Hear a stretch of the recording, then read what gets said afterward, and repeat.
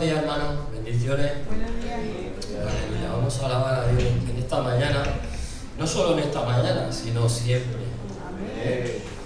Porque venimos con la etiqueta, esta mañana vamos a alabar a Dios, y a Dios siempre se le alaba todos los días, no solo el domingo. Amén. También bendiciones para los que están viéndonos a través de las redes. Un abrazo del Señor para todos. Y sobre todo, si estás viendo a través de internet, quédate con la palabra y con lo que se habla y con el pensamiento de lo que Dios nos está diciendo en esta mañana. Amén. Vamos a ver el Salmo 90, versículo 1. Vamos a guardar silencio, por favor. Dice así en el primer versículo, en la versión Reina Valera 1960, dice: Señor, tú nos has sido refugio de generación en generación. Y antes que naciesen los montes y formasen la tierra y el mundo desde el siglo y hasta el siglo, tú eres Dios. Vuelves al hombre hasta ser quebrantado y dices: convertíos, hijos de los hombres. Porque 1000 años delante de tus ojos son como el día de ayer que pasó y como una de las vigilias de la noche. Los arrebatas como torrentes las aguas, como torrentes de aguas. Son como un sueño, como la hierba que crece en la mañana. Y en la mañana florece y crece y en la tarde es cortada y se seca. Dice: porque con tu furor somos consumidos y con tu ira somos turbados. Y sigue leyendo hacia abajo y pone, abajo dice en el 10, dice: los días de nuestra edad son 70 años, y si en los más robustos son 80 años, con todas sus fortalezas, molestia y trabajo, porque pronto pasan y volamos. ¿Qué quiere decir este pasaje? Nos está diciendo al principio, dice: tú nos has sido refugio de generación en generación, que Dios siempre está ahí. Si tú le hablas a tus hijos le hablarán a tus nietos y así sucesivamente. Pero se está hablando de la palabra de Dios, no se está hablando cosas que no sirven para nada. Y dice en el 1, dice: tú nos has sido refugio. ¿Quién sabe lo que es un refugio? ¿Alguien me lo puede decir? Un refugio es algo, o una casa, o puede ser un agujero, donde te está guardando de algo, por ejemplo, si te vas a la montaña, un refugio de montaña donde tú te guardas del frío, del viento. ¿Qué quiere decir? Que Dios siempre es nuestro refugio. No significa que estés en la montaña, ni estés en la playa, ni estés en la ciudad, sino que siempre Dios es nuestro refugio. Si tú quieres que sea, porque sigue hablando y lo que te está diciendo, que tu vida está pasando. Nuestra vida pasa. Como me estaba diciendo, hace 4 días yo tenía X años y ahora tengo otro. Pero que si Dios es tu refugio, en Dios es donde mejor están tus años. Que sepas y tengas la sabiduría de Dios para entender lo que Dios te dice. Y dice: vuelves al hombre hasta ser quebrantado, y dice: convertíos, hijos de los hombres. ¿Qué quiere decirnos que nos convirtamos? Sino que tengamos en cuenta a Dios, lo que Dios nos está diciendo, y escuchemos su voz. Amén. Amén. Tú dices: bueno, yo soy cristiano, yo ya lo sé, yo escucho a Dios. Pues no siempre como cristianos escuchamos a Dios. Escuchamos lo que nuestro corazón muchas veces nos dice. Dice que en la Biblia que el corazón es engañoso. Tú piensas que eso es lo correcto, pero lo correcto no es eso. Porque si lo que tú estás haciendo ahora mismo, o estás haciendo en tu vida, no es la voluntad de Dios, yo creo que el Espíritu te lo revela, que eso no está de acuerdo con lo que Dios te dice. Y si sigues leyendo en el Proverbio, ¿qué te está diciendo? Que se te está pasando la vida, y la vida como mejor se pasa, ¿sabéis con quién es? Con Jesús, con Dios. Amén. Amén. Amén. ¿Qué significa amén? Así sea. Así sea. Así sea, así debe de ser.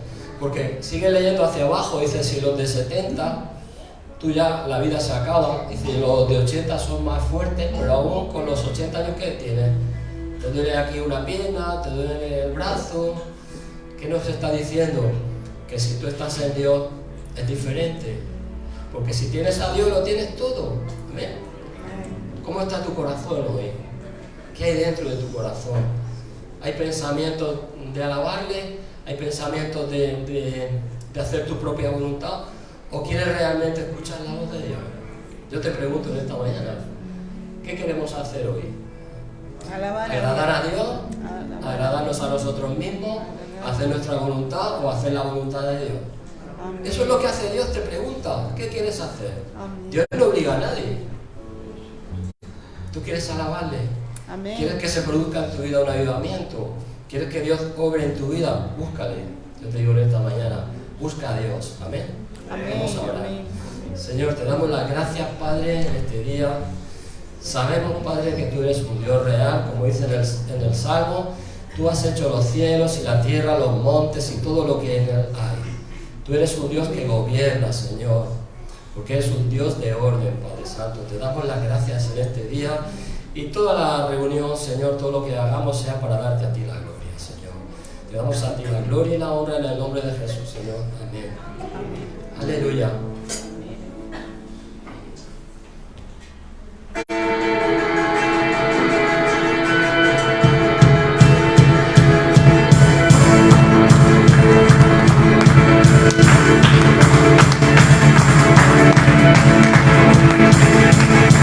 Que puedes saltar y alabar y levantar tus manos a Él.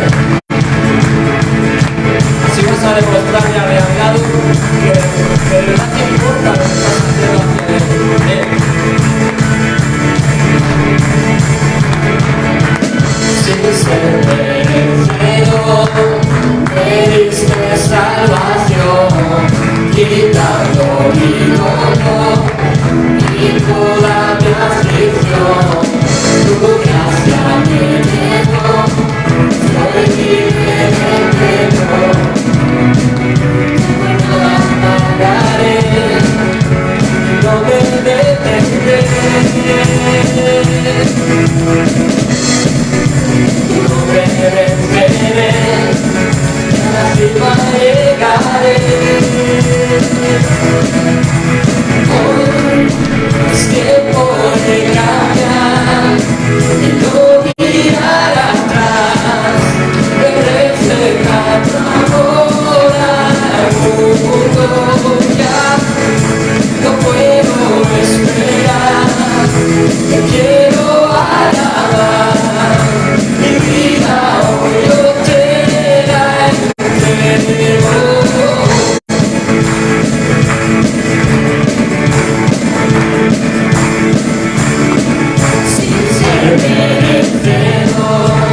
Me diste salvación, quitando mi dolor y toda mi aflicción. Tu gracia me llenó, soy libre de pecado. Ya no nada pararé, no me detendré. No me venceré, y arriba llegaré. Es tiempo de cambiar, de no mirar atrás, de reflejar tu amor al mundo. Ya no puedo esperar, te quiero alabar, mi vida hoy yo te la entrego. Señor,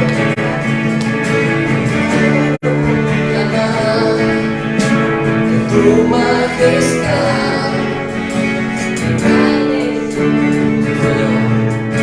en la oscuridad.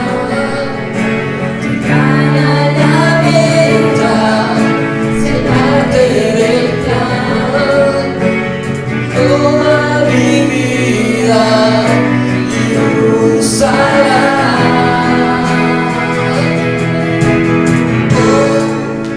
Es tiempo de cambiar y no mirar atrás, de reflejar tu amor al mundo. Ya no puedo esperar, te quiero alabar, mi vida hoy yo te la entrego.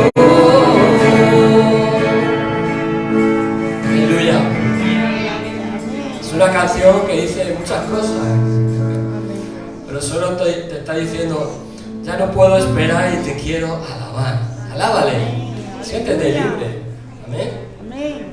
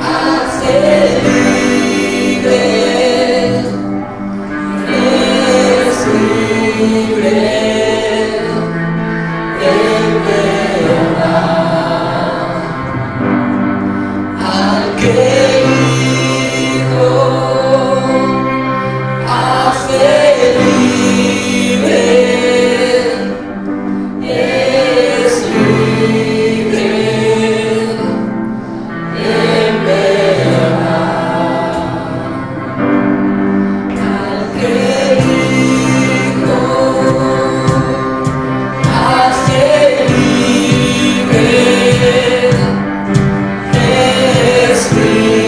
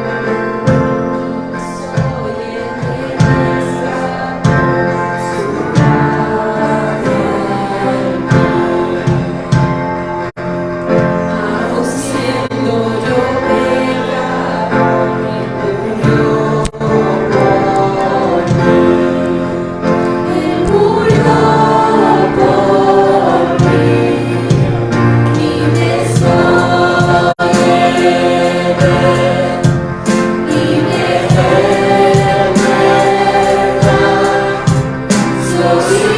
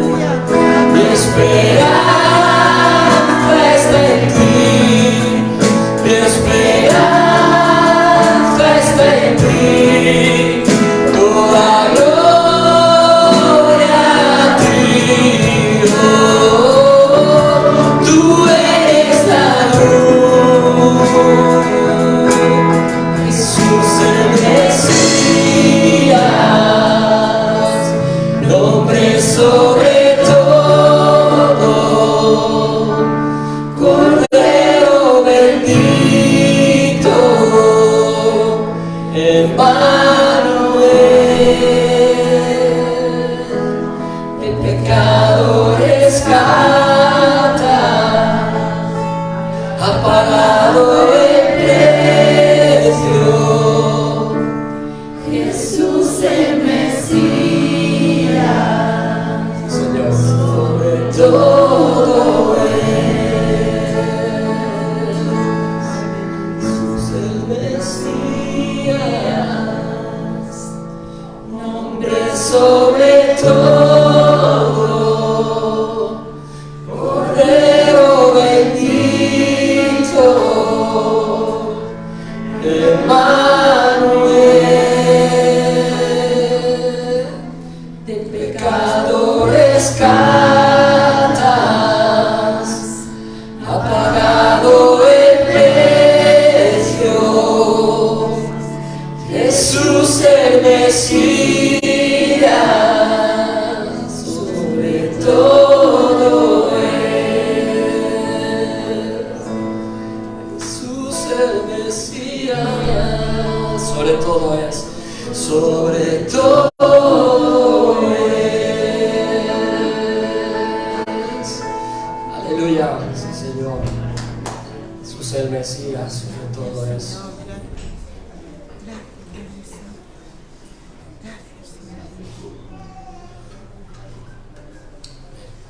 Sí, Señor, te damos a ti la gloria, Señor. Aleluya. Como dice esta canción, Jesús el Mesías, sobre todo es. Aleluya. Como dice aquí, en la parte esta que dice, su cuerpo el pan, su sangre el vino, y dice, quebrantado fue por amor. Amén. Amén. Es una similitud con la Santa Cena. Amén. Como dice así el coro. Aleluya. Gloria a Dios. Amén. Dios es bueno. Bien, pues en este ambiente de alabanza y de adoración a Dios vamos a participar de la mesa del Señor, lo que Jesucristo dejó instituido y dijo que recordáramos cada vez que nos reuniéramos, o de vez en cuando, que recordáramos lo que Jesús hizo por nosotros, que es lo que simboliza el pan y la copa. Saber que Jesucristo fue apaleado, fue crucificado, derramó su sangre para el perdón de nuestros pecados. Y eso es lo que recordamos en esta confraternidad, lo que llaman comunión, los hermanos unos con otros, poder participar de este pan, de esta copa, que no dejan de ser pan y vino, pero que nos debe recordar lo que Jesús hizo por nosotros, ese amor demostrado en la cruz del Calvario. Y dice en el Evangelio de San Juan, capítulo 26, que cuando llegó la noche se sentó a la mesa Jesús con los 12, y mientras comían tomó Jesús el pan y lo bendijo y lo partió y dio a sus discípulos y dijo, tomad, comed, esto es mi cuerpo.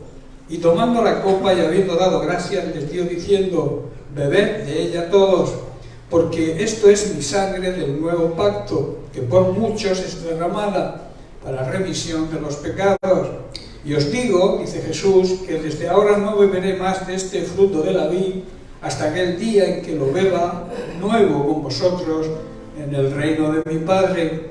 Una gran promesa del Señor.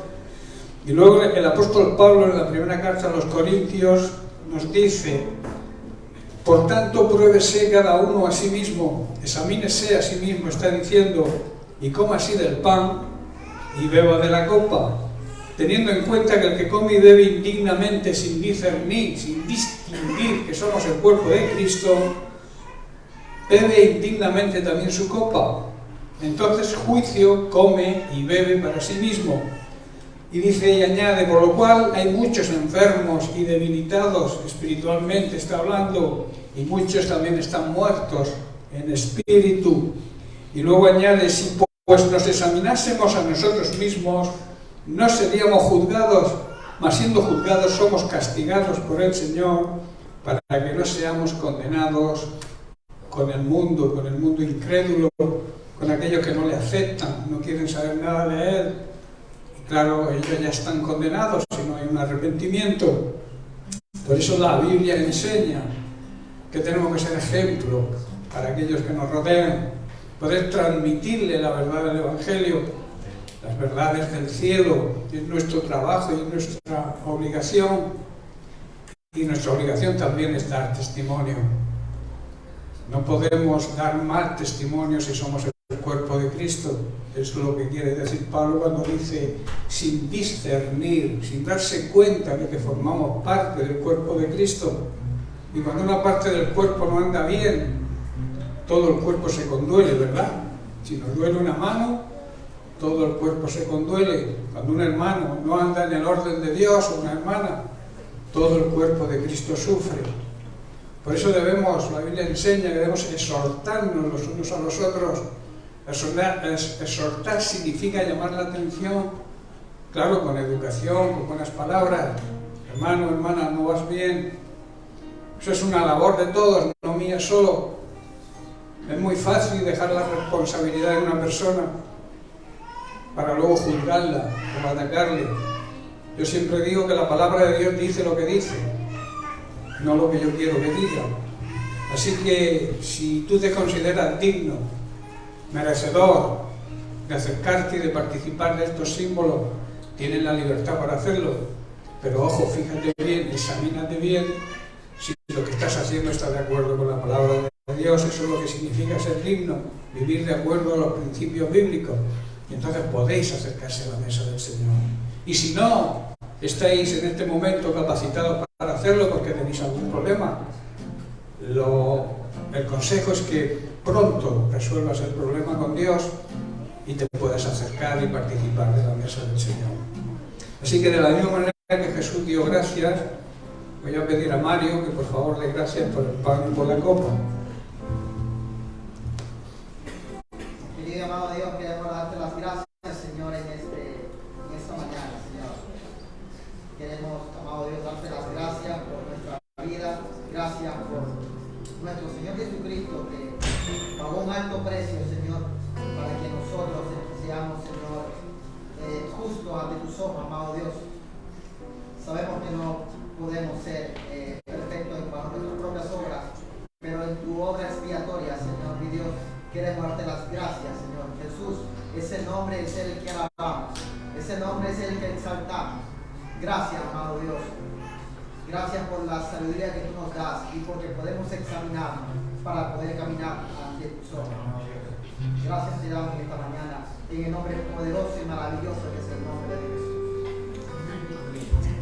Amén. Bien, pues todos aquellos que se sientan dignos de participar, todos aquellos que hayan sido también bautizados en agua por inmersión, como la Biblia enseña, podéis acercarse a la mesa del Señor.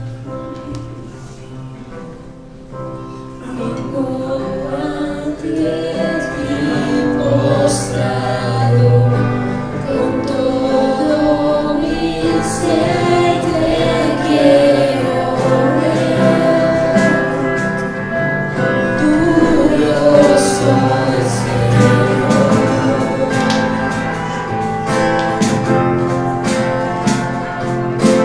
Vida pongo en tus manos, Dios te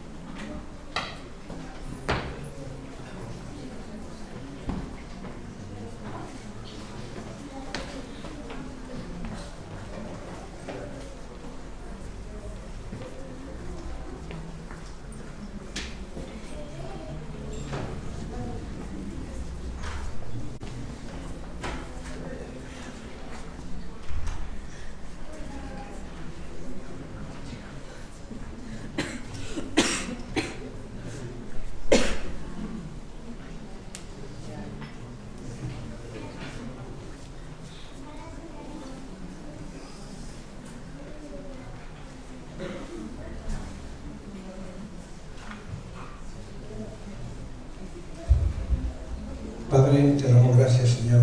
Te bendecimos y te glorificamos a ti, Señor, en este tu día, con la excelencia que tú te mereces, Señor. Queremos rendirnos a tus pies. Queremos, Señor, reconocerte a ti, Señor, como Dios supremo, el único Dios verdadero, el que tiene el control de todas nuestras situaciones. Te damos las gracias, Señor, porque tú cuidas de nosotros.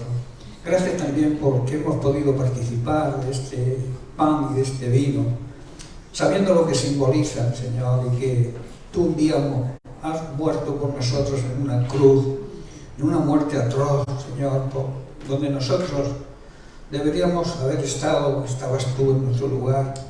Estamos contentos y agradecidos contigo y queremos celebrar este día, Señor, y honrarte como tú te mereces, darte las gracias también por tu palabra que va a ser predicada, que pueda caer, Señor, en buena tierra, que la tierra esté preparada para recibirla, Señor, y pueda producir el fruto con el fin y el propósito que tú le envías, Padre. Queremos darte la gracia, honrarte y bendecirte, en el poderoso y grandioso nombre de Cristo Jesús. Amén y amén.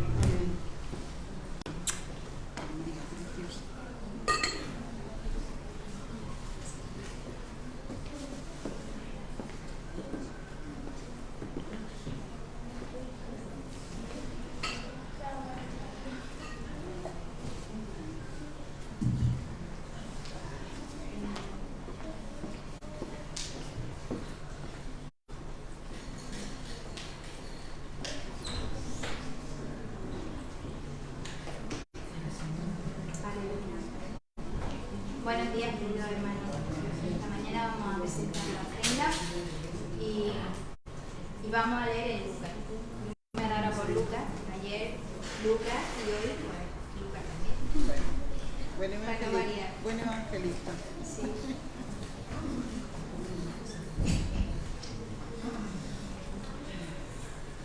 Vamos a ver, en Lucas 21 nos habla de la ofrenda de la viuda. Y dice así, dice, levantando los ojos, vio a los ricos que echaban su ofrenda en el arca de la ofrenda. Vio también a una viuda muy pobre, que echaba allí 2 blancas. Y dijo, en verdad os digo que esta viuda pobre echó más que todos, porque todos aquellos echaron para las ofrendas de Dios de lo que les sobra, mas esta de su pobreza echó todo el sustento que tenía. Amén. Gloria a Dios. Gracias, Señor, por su palabra. Gracias, Señor, venimos delante de ti, Señor, en esta mañana, Señor, a traer lo que tenemos, Señor, lo que sentimos en nuestro corazón, Padre. Gracias, Señor, que no vengamos para hacernos ver, Señor, que vengamos, Señor, con un corazón contrito y humillado, Señor, a darte, Señor, alegre y contento, Padre. Te damos gracias, Señor, porque tú nos guardas, nos cuidas, Señor. Bendecimos, Señor, tu ofrenda, Señor, y te damos las gracias por todo lo que tú vas a dar, Padre. En el nombre de Jesús. Amén.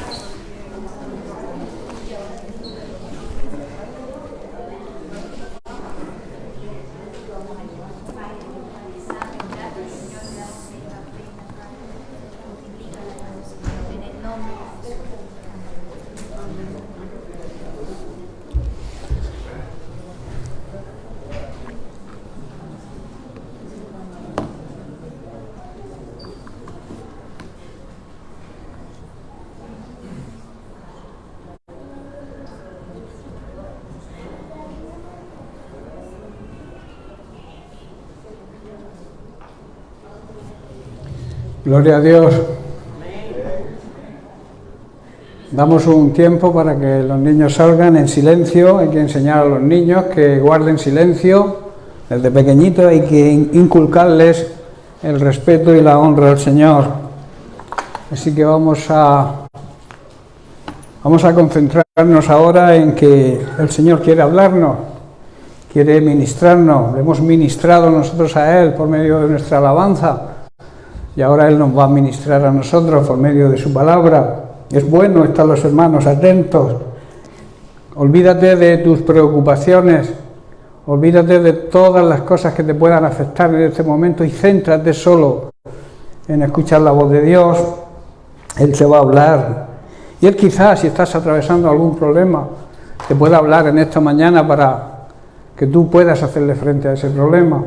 Los cristianos sabemos que tenemos la gracia de Dios, la capacitación que Él nos da para que en medio de las pruebas y las circunstancias Él nos pueda ayudar a superarlas. Es una promesa del Señor. Él estará con nosotros siempre, nos dijo las últimas palabras, lo que yo llamo su testamento. Sus últimas palabras fueron cuando estaba aquí en la tierra, antes de regresar al lugar de privilegio y honor para sentarse a la diestra del Padre, fueron precisamente esas: estaré con vosotros hasta el fin, hasta llegar al propósito que Dios tiene para tu vida y también al fin de nuestros días aquí en esta tierra. Él promete estar con nosotros y como Él lo promete, yo lo creo. ¿Lo crees tú? Él está con nosotros siempre. Pero claro, Él es muy galante. Él nos deja a nosotros la libertad de estar con Él o vivir de espaldas a Él. El mundo no acepta, cuando hablo del mundo me refiero a las personas incrédulas, las personas que no creen y tampoco desean creer en Dios. Se pierden una gran bendición porque Dios es real. Nadie ha podido demostrar todavía cómo se inició el universo. Hay muchas teorías. La mayoría más difíciles de creer, que incluso creer que hay un Dios supremo que lo creó todo y nos creó a nosotros. Eso es más fácil que algunas de las teorías que la ciencia, supuesta ciencia, está tratando de averiguar el origen del universo. Pero es algo que se sale de nuestra mente. Es imposible, con nuestra mente limitada, nuestra mente humana que es limitada, llegar a comprender la grandeza de Dios. Yo siempre lo digo, no te propongas adivinar ni saber lo grande que es Dios, no lo vas a lograr, es imposible. Tú no vas a saber nunca la grandeza de Dios. Solamente tenemos que reconocer que Él es grande y que está por encima de cualquier problema y cualquier circunstancia, y que está por encima de cualquier teoría que el hombre pueda deducir en su corta mente. Nosotros, vuelvo a repetir, tenemos una mente limitada y Dios es infinito, su poder, su autoridad, su soberanía, su amor, su misericordia no se puede medir.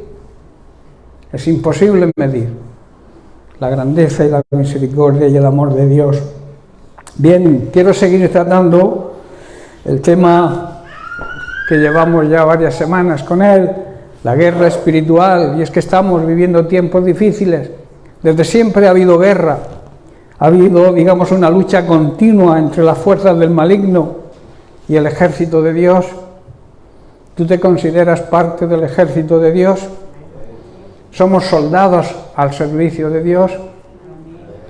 Pues es así, tenemos que prepararnos. Todo soldado se instruye para la lucha, para la guerra.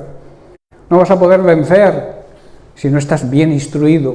Y la palabra de Dios instruye, la palabra de Dios enseña, la palabra de Dios redarguye, llega hasta lo más profundo de tu ser, conoce tus más íntimos pensamientos. Quizá tu esposo, tu esposa, tus padres, tu familia no lleguen a conocerte realmente como eres en tu interior, pero Dios te conoce. Él sabe en lo más profundo de tu ser lo que piensas y realmente lo que eres, porque a veces somos o queremos aparentar lo que realmente no somos. y eso se le llama hipocresía. Y la hipocresía no va con el Señor.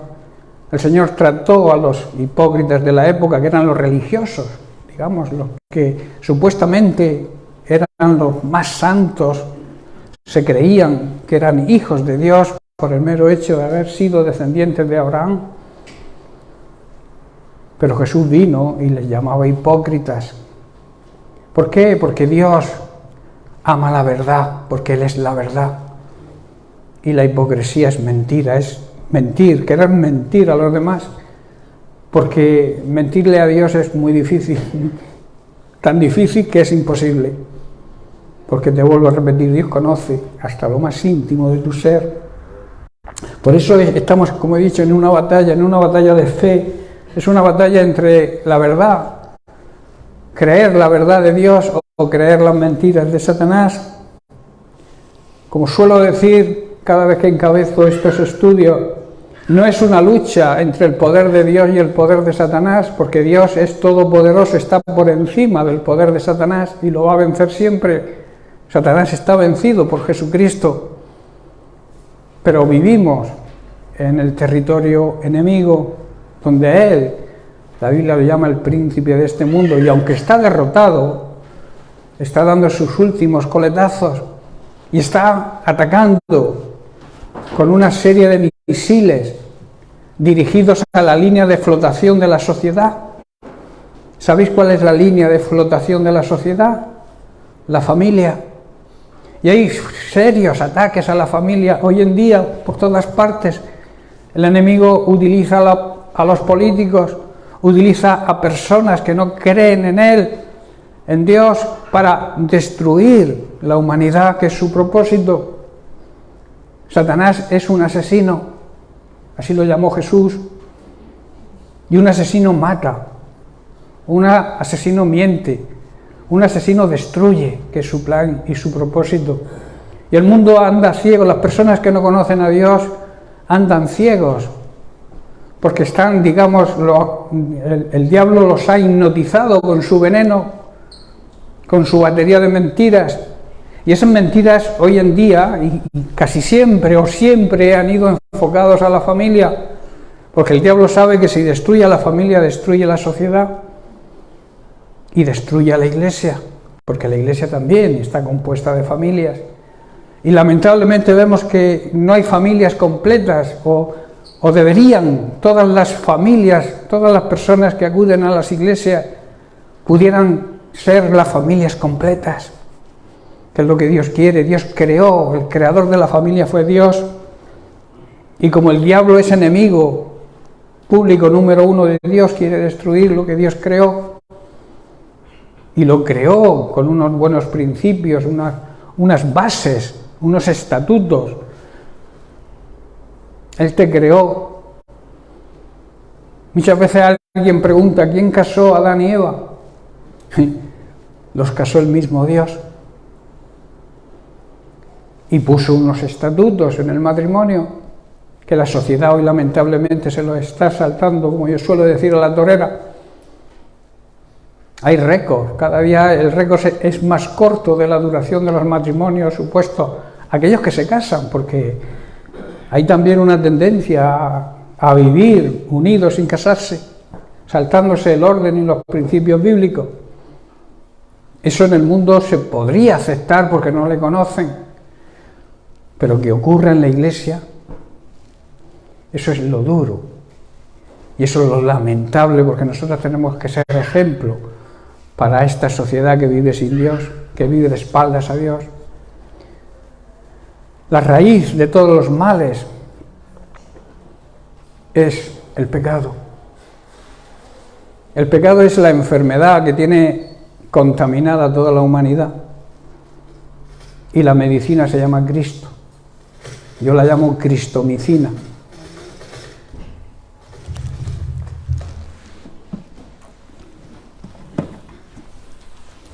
La cristomicina es la única medicina que puede curar la enfermedad del pecado y sus consecuencias.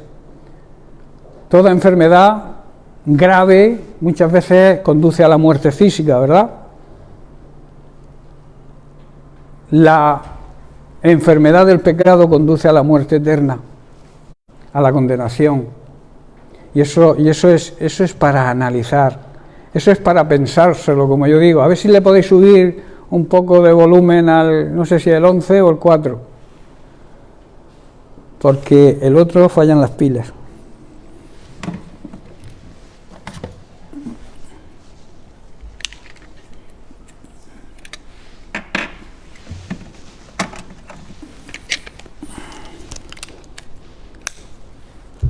Bien, ahora se oye bien, se oye mejor, ¿no? Bien, pues como estaba diciendo, la enfermedad del pecado produce la muerte espiritual, y la muerte espiritual es la muerte de nuestro espíritu, es la condenación eterna. Nuestro ser está compuesto, sabéis, de espíritu, alma y cuerpo, dos, digamos, partes etéreas, dos partes que no son carnales como el cuerpo, y una parte física que es la parte del cuerpo. Entonces, lo que muere es nuestro cuerpo físico, pero ni el alma ni el espíritu muere. El espíritu es el soplo divino que regresa con Dios cuando sale de este cuerpo, nos deja sin vida terrenal, y el alma es lo que hay que salvar. El alma es nuestra mente, lo que decide nuestra mente, el centro de emociones, el centro de decisiones que tomamos. Y eso es lo que hay que salvar, el alma. Es una lucha, hermanos, entre la verdad y la mentira.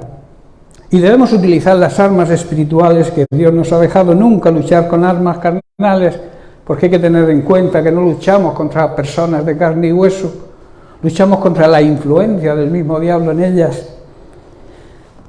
Hoy esta lucha, digo y repito, es muy fuerte, se está acrecentando, porque el enemigo sabe que le queda poco, que la segunda venida de Cristo está muy cerca, que la iglesia de Jesucristo va a ser arrebatada, la verdadera iglesia. Porque hago énfasis en verdadera porque hay bastantes iglesias que se llaman cristianas que no viven de acuerdo a la doctrina de Cristo. Entonces va a venir a recoger a su iglesia verdadera. Yo quiero ser parte de esa iglesia. Yo te pregunto, ¿tú quieres serlo también? Pues tienes que aferrarte a la sana doctrina, a la doctrina que Jesucristo predicó, que les enseñó a sus discípulos, para que los discípulos fueran transmitiéndola de generación en generación y llegara pura y sana a este tiempo. Pero lamentablemente hay sectas que han ido cambiando la palabra de Dios, acomodándola a sus principios o a sus ideas humanas, y han creado la serie de tantas sectas, tantas falsas doctrinas que abundan cada día más. Por eso nosotros tenemos que buscar la plenitud de la palabra de Dios, la esencia de la palabra de Dios, para mantenernos fieles siempre a ella, y que el mundo pueda ver que existe un remanente, aunque pequeño, existe un remanente que respeta, honra y obedece a Dios. ¿Estáis comprendiendo, hermanos? Decíamos que para que el enemigo no nos tome ventaja y no nos pueda acusar, porque el diablo es el que acusa. El acusador de los hermanos, lo llama la Biblia, es el diablo. Cualquier acusación que te venga viene de él. Pero para que no nos tome ventaja y nos acuse con motivos, hay algunas cosas y algunos pasos a seguir. Estamos tratando, ya llevamos una semana o dos con el tema, sobre el arrepentimiento. Es nuestra responsabilidad el arrepentimiento. Todo ser humano debe arrepentirse, porque la Biblia enseña que todos somos pecadores y por tanto todos tenemos la necesidad del arrepentimiento y de aceptar a Jesús como nuestro Señor y Salvador. Y como complemento al arrepentimiento, ya estudiábamos la semana pasada, nuestra prioridad debe ser nuestro pensamiento. ¿Dónde estamos enfocando nuestro pensamiento? La Biblia enseña que debemos detener, debemos apresar todo pensamiento y someterlo a la obediencia a la palabra de Dios, a la obediencia a Cristo. Esto quiere decir que todo pensamiento que nos venga a nuestra mente debemos filtrarlo con la palabra de Dios y entonces destruir todos los obstáculos que impiden que las personas conozcan al Señor. Las personas que nos rodean tienen que conocer al Señor. Incluso hay miembros, hay muchos, yo me encuentro entre ellos, hay muchos hermanos que tienen a su familia que no conoce a Dios. Aquí también supongo que habrá muchísimos que tienen familiares que no conocen al Señor, o sea, que no han tenido un trato, una relación de intimidad con el Señor, no nos han entregado sus vidas a Cristo. Y debemos ser ejemplo para ellas, lo primero, y después para el resto, para que todas aquellas personas que nos rodean, sean familiares, sean vecinos, amigos, derribar cualquier obstáculo que impida que estas personas puedan conocer a Dios y puedan ser salvos. La Biblia enseña que para ser salvo debemos mirar la cruz, y no la cruz como un instrumento de tortura. Mirar lo que sucedió, mirar lo que hizo Jesucristo ahí en esa cruz. El Señor dice su palabra que guarda y protege con una completa y perfecta paz a todos los que confían y concentran sus pensamientos en Él. Hermanos, necesitamos la paz de Dios. Necesitamos como afirmación la paz de Dios. Claro que la necesitamos. Todo el mundo necesita estar en paz con Dios, que es la verdadera paz. La paz que nuestra mente no puede entender. El sentirnos perdonados por el Señor, aún en medio de los problemas, nos va a producir paz. Yo suelo decir que los problemas, las personas que no conocen a Dios tienen paz cuando no tienen problemas, pero cuando le vienen los problemas pierden la paz. Pero la paz de Dios, los verdaderos creyentes, continúan en esa paz en medio de los problemas. Es la diferencia entre nosotros y aquellos que no conocen la palabra de Dios. No, yo suelo decir que nuestro enemigo, el diablo, no nos quiere hacer daño, nos quiere destruir y va a aprovechar, va a trabajar en nuestra mente, su campo de batalla favorito, para que desconfiemos de Dios y así apartar nuestra mirada de Él y perder la paz. Ese es el trabajo de Satanás. En Colosenses capítulo 3, versículos 3 al 1, Pablo nos exhorta diciendo: si habéis resucitado con Cristo, cuando aceptamos a Jesucristo como Señor y Salvador, somos nueva creación, resucitamos a una nueva vida. Dice: buscad las cosas de arriba, donde está Cristo, sentado a la diestra de Dios. Poned la mira en las cosas de arriba, no en las de la tierra, porque habéis muerto y vuestra vida está escondida con Cristo en Dios.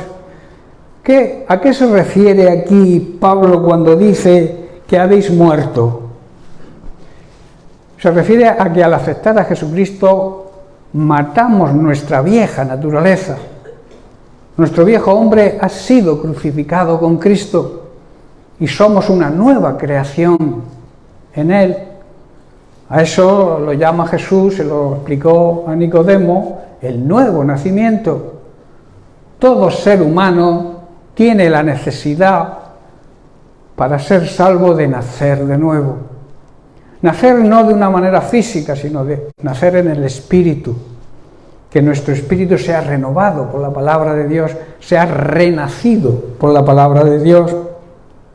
Por eso Pablo dice: ya que hemos resucitado a una vida nueva con Cristo, debemos mirar las verdades del cielo, las verdades de Cristo, donde Cristo está sentado ahora mismo. Todos creemos o debemos creer que Cristo vino a esta tierra, la segunda persona de la Trinidad, el Hijo, se encarnó en la persona de Jesucristo para darnos vida y para que nuestro viejo hombre fuese crucificado con Él, porque Él cargó con tu pecado y con el mío. Entonces nosotros somos una nueva creación cuando somos descargados de nuestros pecados mediante el arrepentimiento.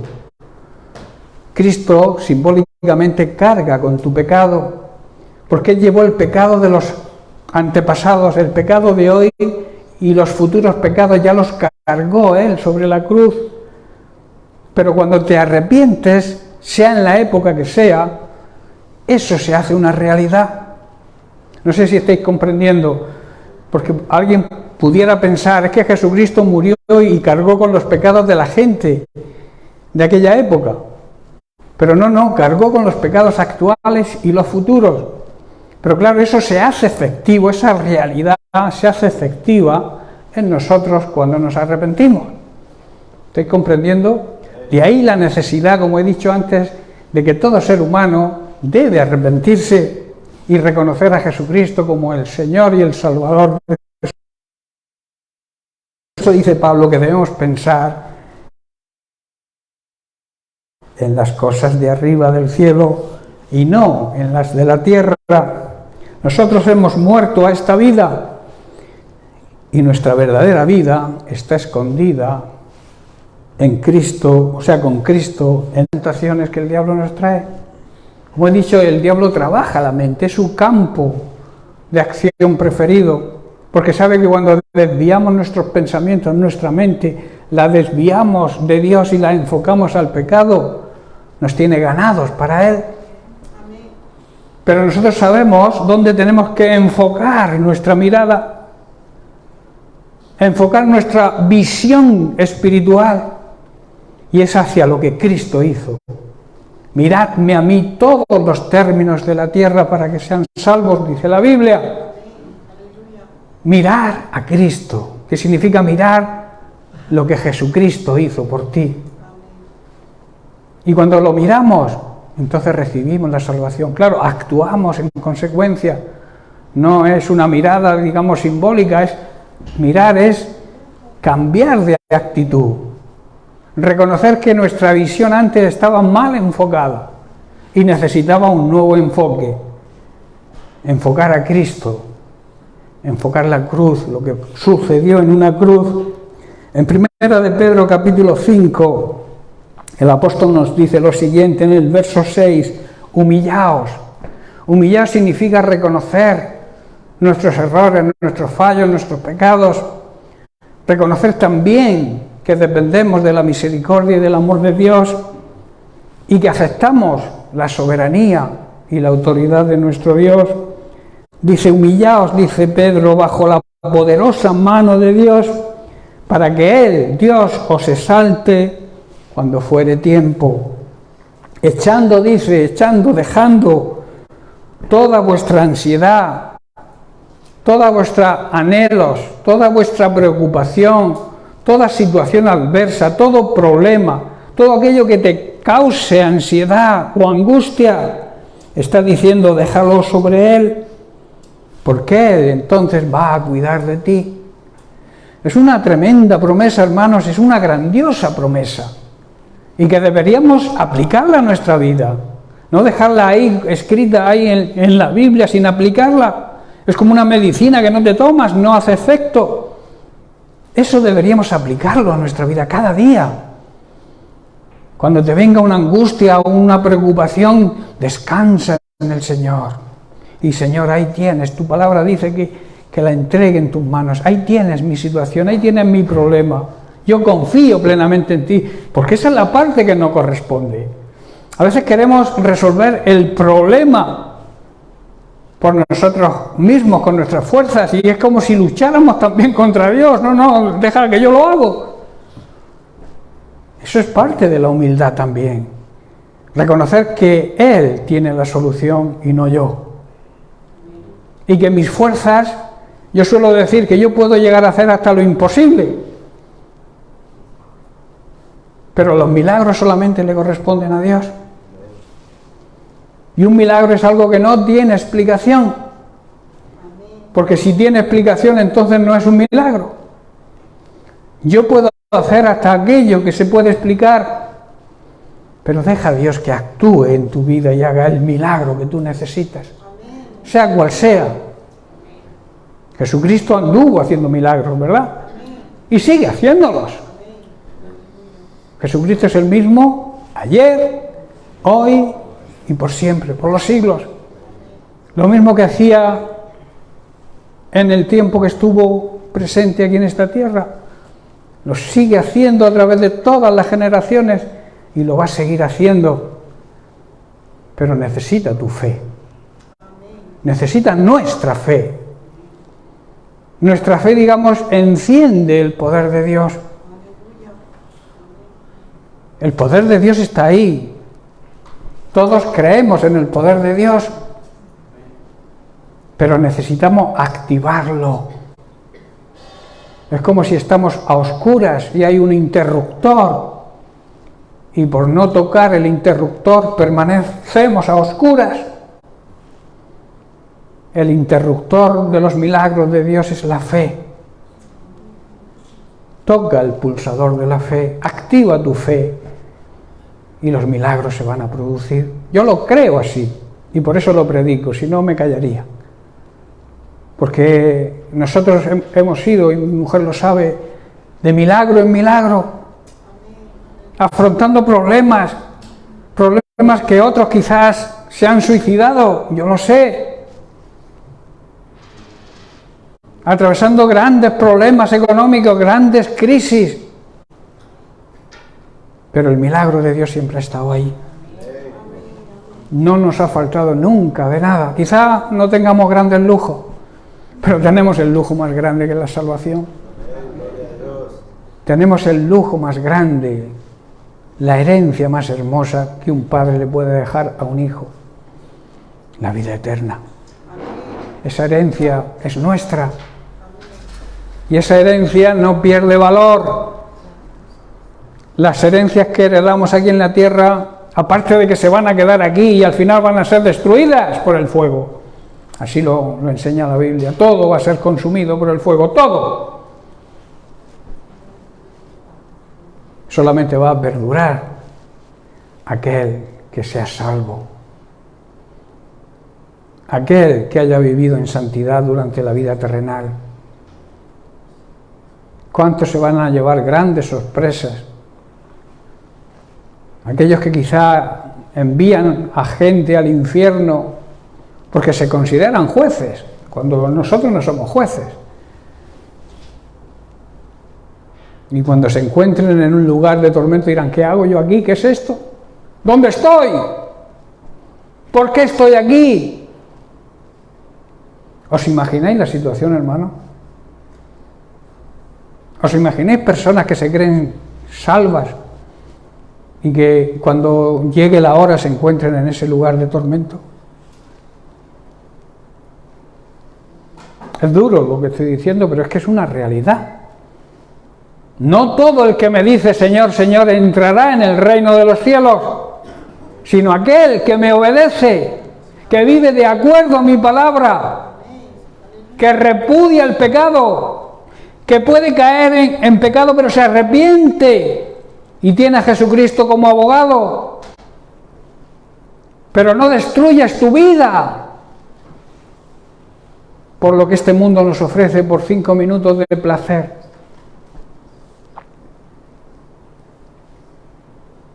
Es grave, hermanos, nuestra eternidad es algo que debemos tomar en serio. Pablo dice que el tiempo que estamos viviendo en esta tierra es una leve tribulación momentánea. La vida física es un momento en comparación con la eternidad. De ahí que debamos ocuparnos de la eternidad mucho más que por nuestra vida terrenal. La palabra dice, busca el reino de Dios. Intenta que el reino de Dios avance. Sé ejemplo, como le dijo Pablo a Timoteo, sé ejemplo en conducta. Compórtate como un hijo de Dios, no como un hijo del diablo. Vive de acuerdo a la palabra de Dios, rechaza el pecado, filtra todo lo que te venga, analízalo de acuerdo a la palabra de Dios y repudia el pecado y aléjate del pecado y acércate a Dios, que es lo realmente importante. Vivir de acuerdo a la palabra de Dios, vivir en santidad, apartados, dedicados, consagrados a servir a Dios.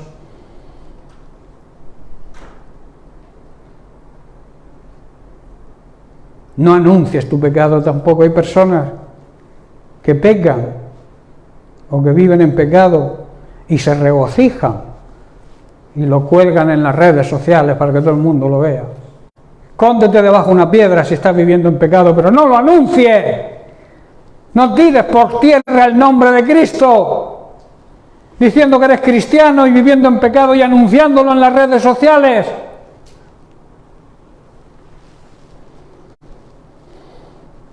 Y otros quizá que aplauden.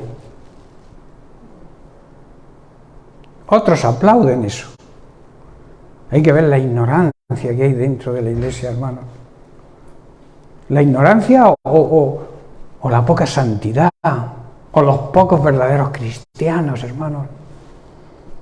Porque no todo es cristiano aquel que se llama cristiano. Si eres cristiano tienes que demostrarlo. Y tienes que demostrarlo con tu vida, con tu comportamiento. Todos tenemos tentaciones, el diablo nos tienta a todos. ¿Sabéis cuál es la mayor recompensa que recibimos cuando somos tentados? Cuando hemos vencido la tentación. Y para eso tenemos la fortaleza que Dios nos da. Cuando eres atacado por una tentación, cuando eres incitado al pecado, en vez de acercarte al pecado, ceder a la tentación, acércate a Cristo. Y míralo crucificado por tu pecado ahí en la cruz, míralo.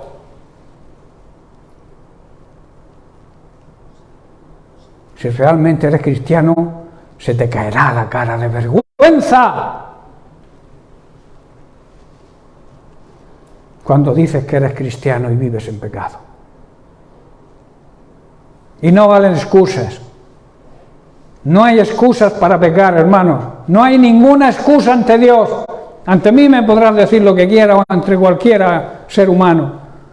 Pero ante Dios no valen las excusas. Así que arregla tu vida, deja el pecado, vuélvete a Cristo. Y Cristo te va a recibir porque Dios es amor. Pero también es juez, es justicia. El amor y la justicia van unidos. A mí me sentaría muy mal eso que dice la gente que para justificarse dice, somos hijos de Dios, como Dios es amor, Dios nos va a perdonar al final a todos. ¿Dónde está la justicia? En eso. La justicia es darle a cada uno lo que merecen sus actos. Y Dios es amor, es Padre celestial, Padre amoroso, pero también es fuego consumidor. También es justicia.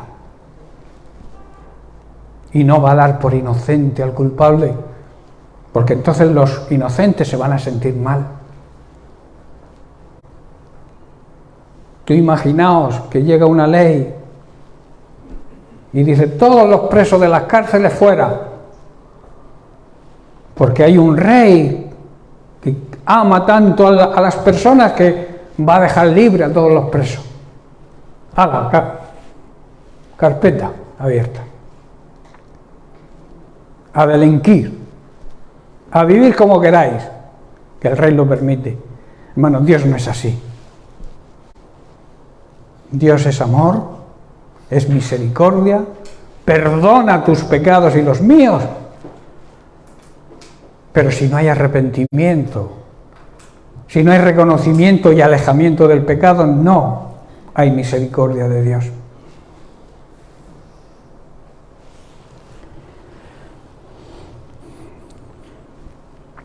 Echando toda vuestra ansiedad sobre Él, todos vuestros problemas, todas vuestras dificultades, porque Él tiene cuidado de nosotros.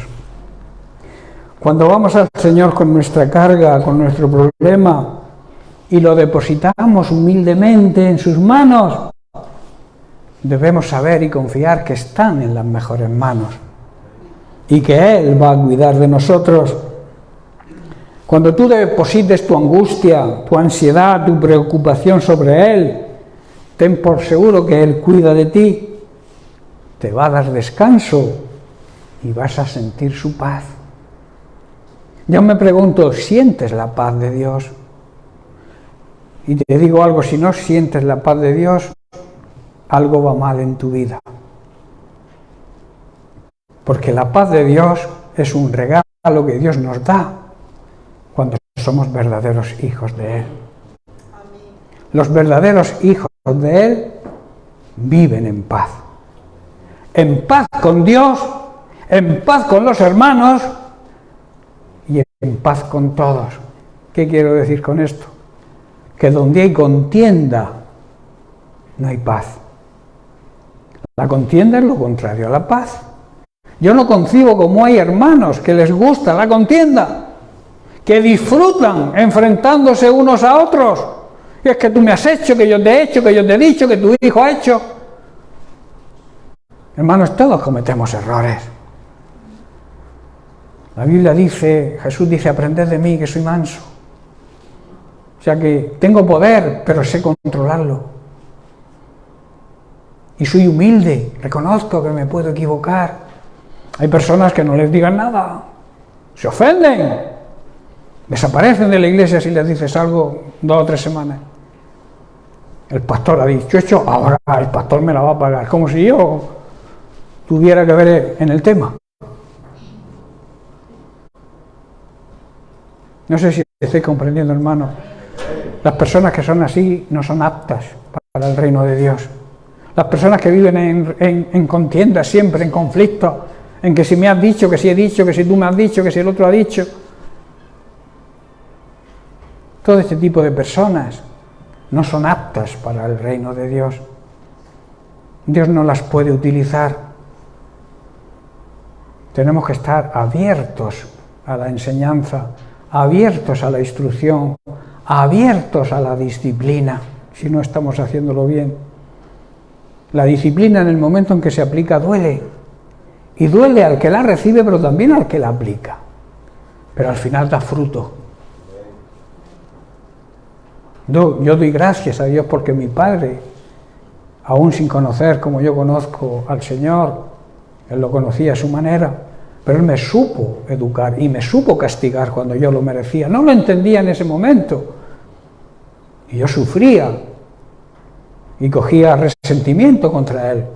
Pero ahora agradezco que él me enseñara principios éticos y morales, principios de respeto y honra a los mayores que hoy se están perdiendo, respeto y honra a los padres que también se están perdiendo, respeto entre los matrimonios que andan en continuas contiendas y dentro de las iglesias también, lamentablemente. Es el trabajo de Satanás, como dije al principio. Él lanza los dardos, los misiles contra la base de la sociedad y de la iglesia, que es la familia.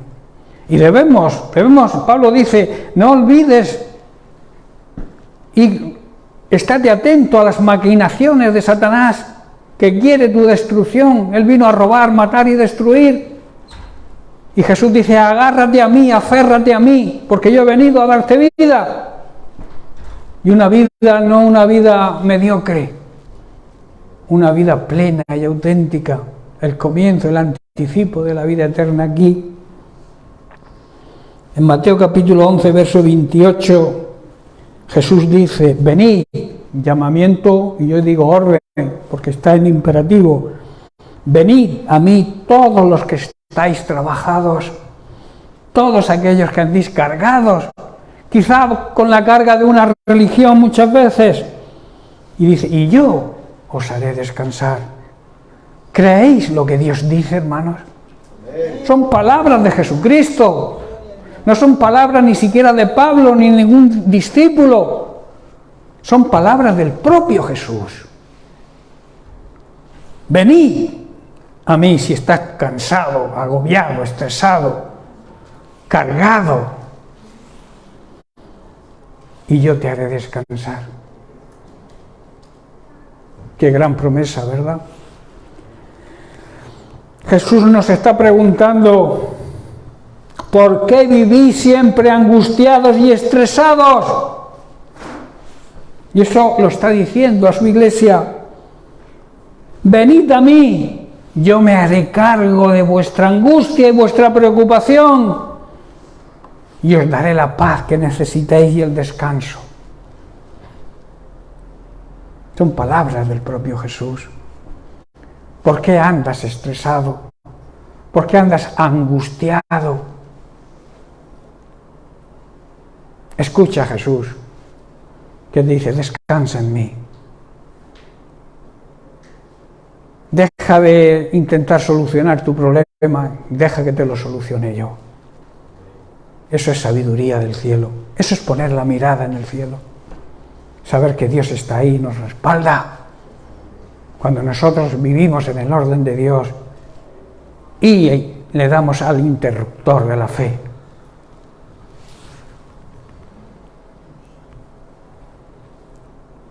Hermanos, cuando pongas algo en las manos de Dios, no debes retirarlo nunca. Si lo retiramos para intentar solucionarlo nosotros, Él no podrá cuidar y proteger nuestro descanso y nuestra paz. Porque, vuelvo a repetir, Él es muy gentil. Él, si quieres resolver tu problema, Él te va a dejar. Él te dice, oye, déjamelo a mí, que lo voy a hacer mejor que tú. Pero no te quita la iniciativa. La iniciativa, la fe tiene que estar en nosotros. Y entonces Él actúa. Él no va a usurpar tu voluntad.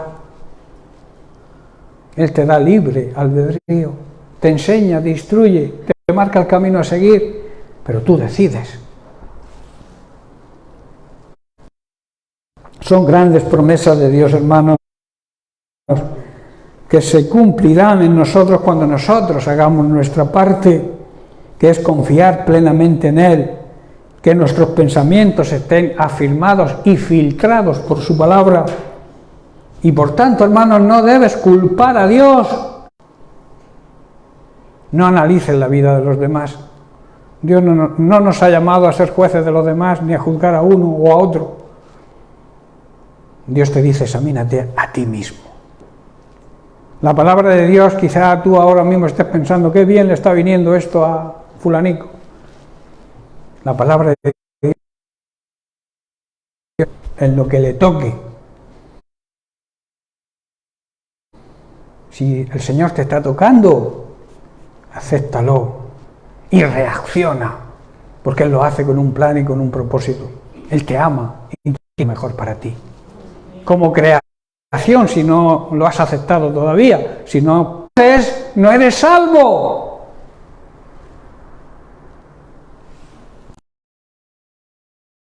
Que no lo estoy enfocando en esta mañana, pero no voy a profundizar en él, porque merece una predicación solamente el tema de que nuestro Dios es un Dios de paz, no es un Dios de contiendas y de guerras, es un Dios que nos llama.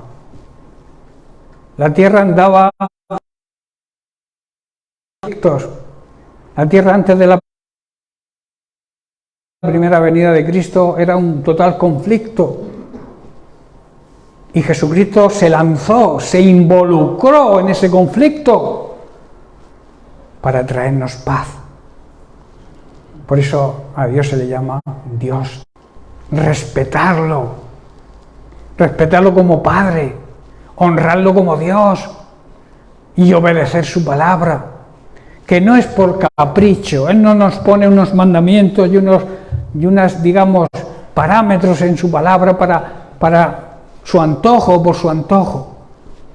Lo hace para nuestro bien, porque como un buen padre que es, quiere lo mejor para nosotros.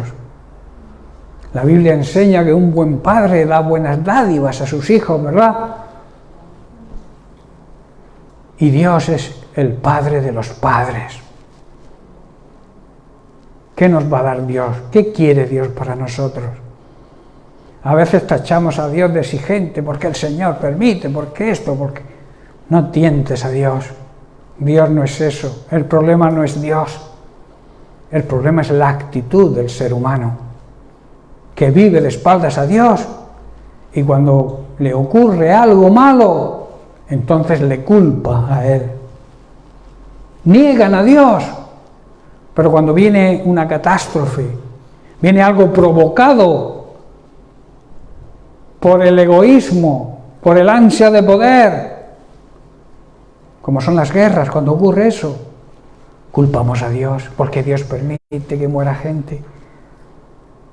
Dios también llora cuando ve y cuando ocurren estas cosas. Pero todo esto no ocurre por culpa de Dios, es por culpa del ser humano, que vive de espaldas a Dios, que le ignora, pero luego le sigue. Tremenda contradicción, ¿verdad? Bien, pues lo vamos a dejar aquí con este tema. Vamos a comenzar la semana que viene. Nuestro Dios